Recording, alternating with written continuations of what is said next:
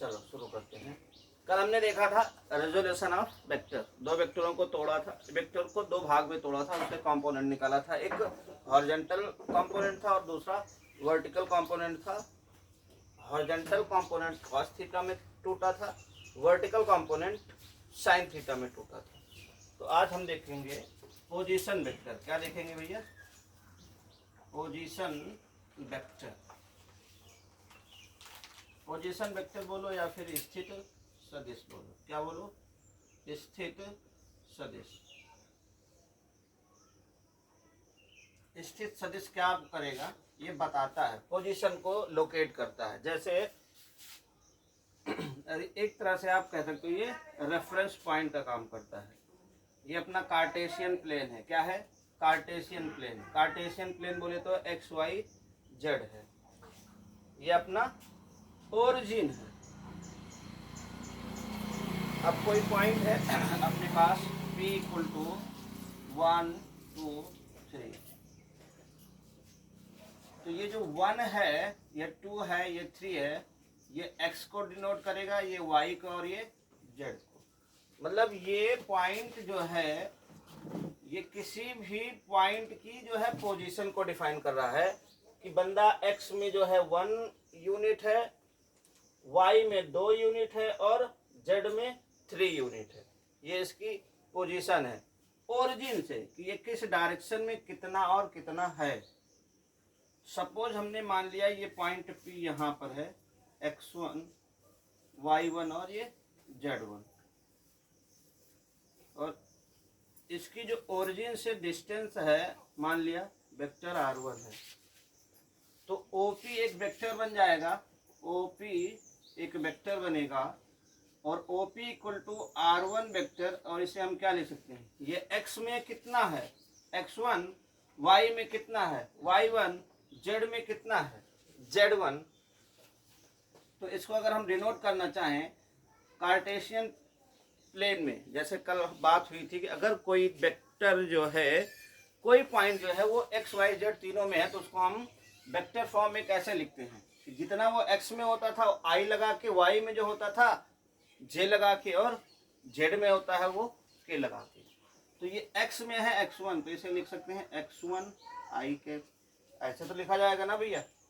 y में कितना है y1 j के प्लस z1 k के। ये जो बना है इसको हम बोलते हैं पोजीशन वेक्टर। OP को बोलते हैं पोजीशन वेक्टर। क्या कहा जाएगा भाई?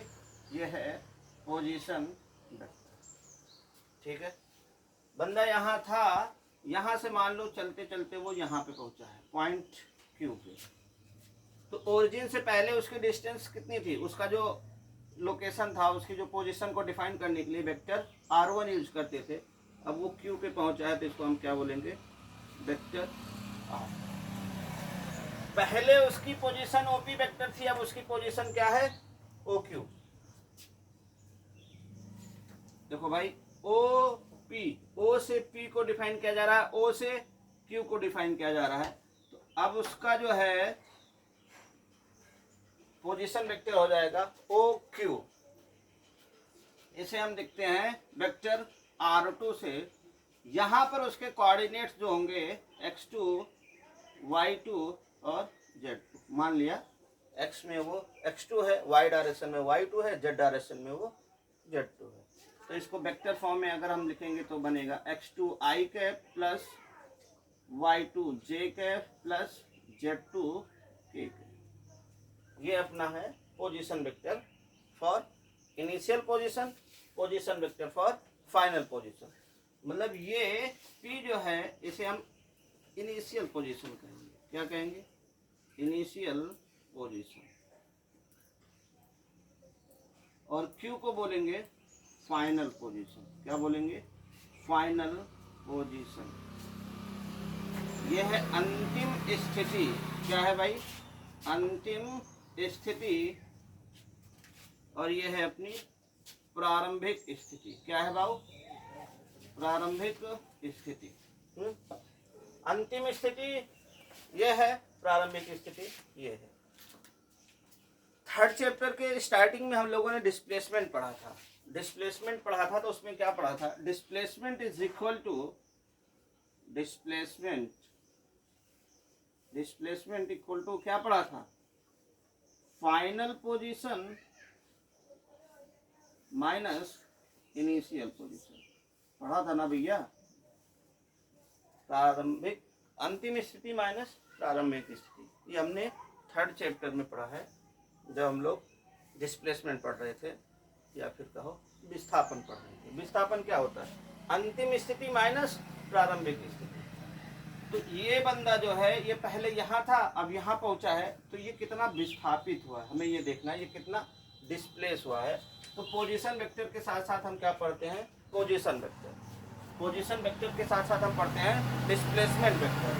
तो डिस्प्लेसमेंट वेक्टर की अगर बात की जाए तो क्या बनेगा, final position minus initial position. तो डिस्प्लेसमेंट क्या होगा, P से Q। डिस्प्लेसमेंट कहाँ जा रहा है भैया, P से कहाँ जा रहा है, Q। तो ये बनेगा vector PQ is equal to, final क्या है, फाइनल वाली उसकी पोजीशन क्या है, OQ माइनस OP। ये तो है ना भैया, PQ बराबर OQ माइनस OP। इस PQ को लिख सकते हो R2 माइनस R1, ठीक है ना। अब देखो यहां से चाहो तो R2 की वैल्यू पुट कर लो, R2 की वैल्यू चाहे तो OQ बोलो या R2 बोलो, और ये कितना दे रखा है, X2I plus Y2J plus Z2K minus X1I Y1J Z1K। एक बात का विशेष ख्याल रहे, y से जुड़ेगा घटेगा, x से जुड़ेगा घटेगा, z से जुड़ेगा घटेगा। जैसे हम मार्केट जा रहे हैं, मान लो चीनी लेके आ रहे हैं, तो मार्केट में अगर हम चीनी ले रहे हैं किसी थैले में और फिर से हमें चावल लेना है, तो चीनी वाले में चीनी रखेंगे, चावल वाले में चावल रखेंगे। तो ये I वाला I से चलेगा, J वाला J से चलेगा, K वाला K से चलेगा। तो यहाँ से अपना वेक्टर बनेगा, वेक्टर PQ इक्वल टू, ये क्या बनेगा भैया, माइनस लगाया ना, X2 माइनस X1 I के प्लस Y2, और यहाँ से माइनस अंदर जाएगा तो Y2 माइनस Y1, और ये कौन से डायरेक्शन में है, Z डायरेक्शन में, तो Z डायरेक्शन में रहेगा, प्लस Z2 माइनस Z1। ठीक है ना बउआ। ये अपना क्या निकल के आया है, डिस्प्लेसमेंट वेक्टर, या आप हिंदी में बोलो तो इसे बोलोगे विस्थापन सदिश। क्या कहोगे, विस्थापन सदिश। जेई या नीट में इस पे न्यूमेरिकल आएगा, डायरेक्ट क्या होगा कि हमें पोजीशन दिया जाएगा, क्या देगा, 2 पोजीशन डिफाइन हो जाएगा, और वो पोजीशन जो होगा वो टाइम डिपेंडेंट होगा। ठीक, अब टाइम डिपेंडेंट होगा तो हमसे डिस्प्लेसमेंट के साथ साथ हमसे वेलोसिटी पूछ सकता है भैया, वेलोसिटी पूछेगा तो एक्सीलरेशन भी पूछ सकता है। होता क्या है, विस्थापन जो होता है, डिस्प्लेसमेंट जो होता है, उसको अगर हम समय के साथ टाइम के रिस्पेक्ट में डिफरेंशिएट करेंगे तो क्या मिलेगा, वेलोसिटी मिलेगा, और वेलोसिटी को टाइम के साथ डिफरेंशिएट करेंगे तो एक्सीलरेशन मिलेगा। तो इस पर डायरेक्ट क्वेश्चन लिखते हैं। ठीक है, इतनी बात जो है नोट करो, फिर आगे देखते हैं।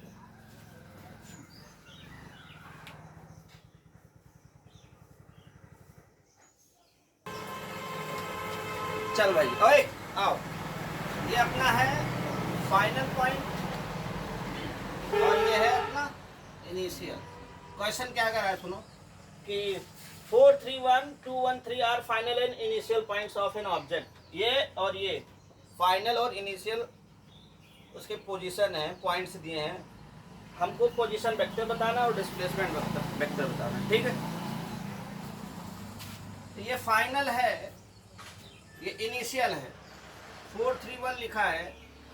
तो अगर इसको मैं ए मान लूँ, इसको ए मान लूँ और इसको बी, तो ये होगा ओ ए, वेक्टर लगा देंगे, पोजीशन वेक्टर बन जाएगा ना। पहला वाला x होता है, इसका मतलब 4i रहेगा। दूसरा वाला y है, इसका मतलब 3j रहेगा। और तीसरा वाला z होता है, इसका मतलब k रहेगा। 1k है तो केवल k लिख लिया जाए। ये ओ ए अपना क्या निकल गया है, पोजीशन वेक्टर। और ये कैसा है बउआ, इसमें डिनोट कर रखा है, ये फाइनल वाला है, ये फाइनल पोजीशन।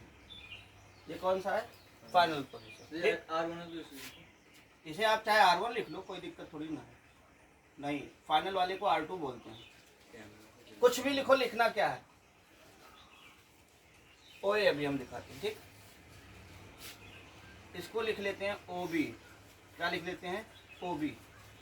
I के साथ 2, 2i 1j प्लस 3k। ये अपना क्या है, ये फाइनल था, ये क्या है, इनिशियल। हमसे पूछा था position vector, OA and OB are position vector. This one is final and this one is initial, ठीक है। फिर हमसे क्या पूछ रहा है, डिस्प्लेसमेंट वेक्टर। डिस्प्लेसमेंट वेक्टर क्या होता है, डिस्प्लेसमेंट वेक्टर,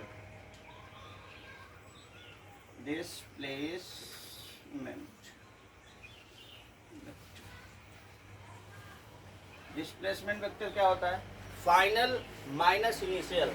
फाइनल है OA, फाइनल है OA, इनिशियल है OB। OA कितना है, 4i plus 3j plus k minus 2i plus j plus 3k, ठीक है ना।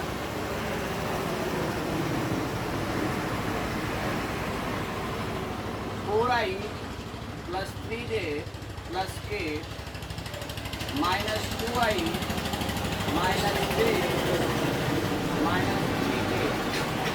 आई वाले को आई से, 4 से 2 जाएगा, 2i, 3 से j जाएगा, 3j से 1j प्लस 2j, और यहाँ पर है k, यहाँ पर माइनस 3k, माइनस 3 से 1 जाएगा तो माइनस 2k। ये अपना बना जाके डिस्प्लेसमेंट वेक्टर। इसको मैंने S नाम दे दिया। क्या नाम दे दिया,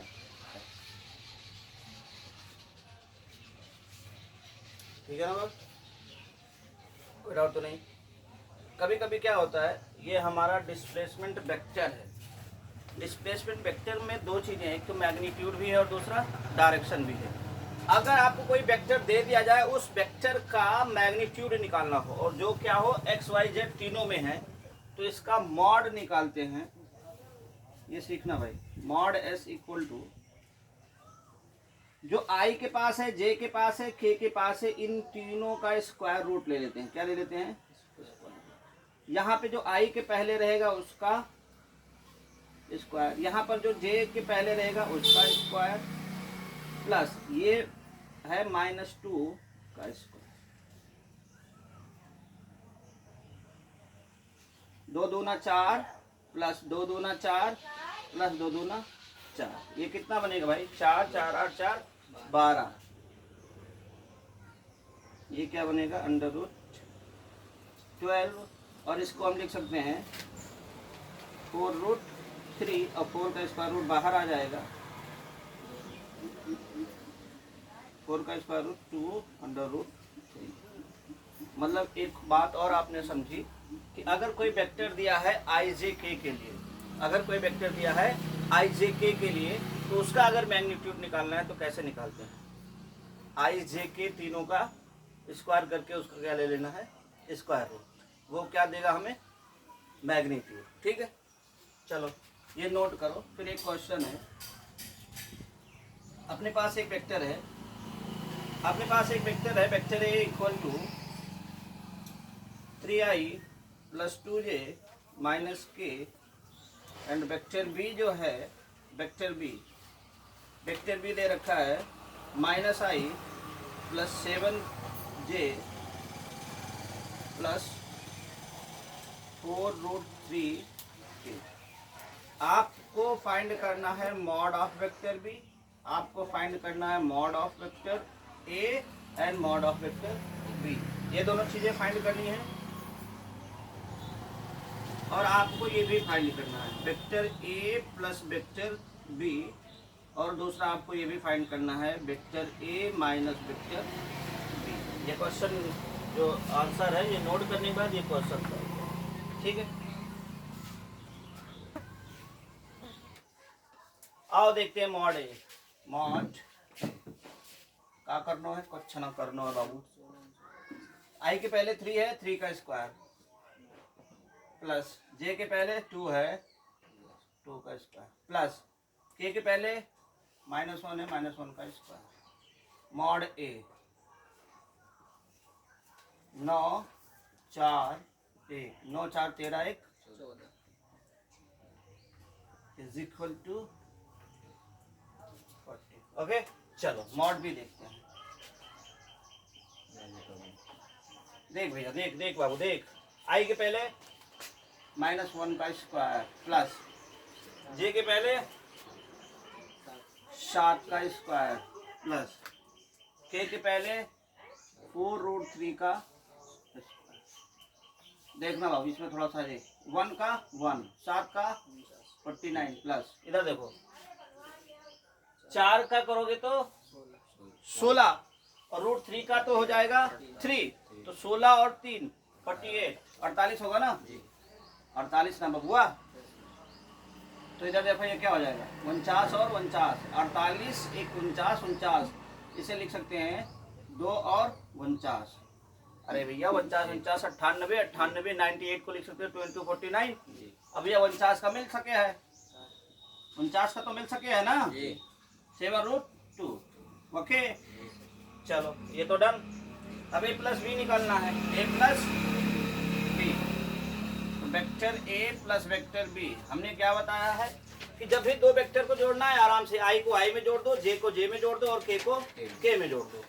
तो इधर देखो ए प्लस बी करना है, इधर 3i है, इधर माइनस, तो 3 से माइनस जाएगा 2i, इधर जे है 2j है, इधर 7j है, 7 और 2 9j प्लस इधर k है -1, और इधर है 4√3, तो इधर रहेगा प्लस, ये रहेगा -1 प्लस 4√3। कोई डाउट नहीं। अब अपने को क्या निकाल लेना है, vector A minus vector B. 3i से एक i जाएगा, देख ध्यान से देखना भैया, 3i माइनस, तो माइनस माइनस ये हो जाएगा प्लस, 3 और 1 4, 4i। आगे देखो, इससे ये माइनस हो रहा है, तो 2j से माइनस ये होगा -7j, तो 2 से -7 -5j, ठीक है ना। माइनस के है, और इधर ये भी माइनस हो जाएगा, तो इसे हम लिख सकते हैं प्लस, ये -1 तो रहेगा ही रहेगा, -1, और ये भी माइनस होगा -4√3k। ये अपना ए का मॉड है, बी का मॉड है, ए प्लस बी है, ए माइनस बी है। सर जी नाम कैसे हुई सर जी, 7 सर जी प्लस माइनस माइनस हो जाए 7j यहाँ पे देखो ए प्लस बी, हां जोड़ना है 2j प्लस 7j, 7 और 2 9, यहाँ पे जोड़ा जा रहा, माइनस क्यों करेंगे, ठीक है ना भाई, नोट करो।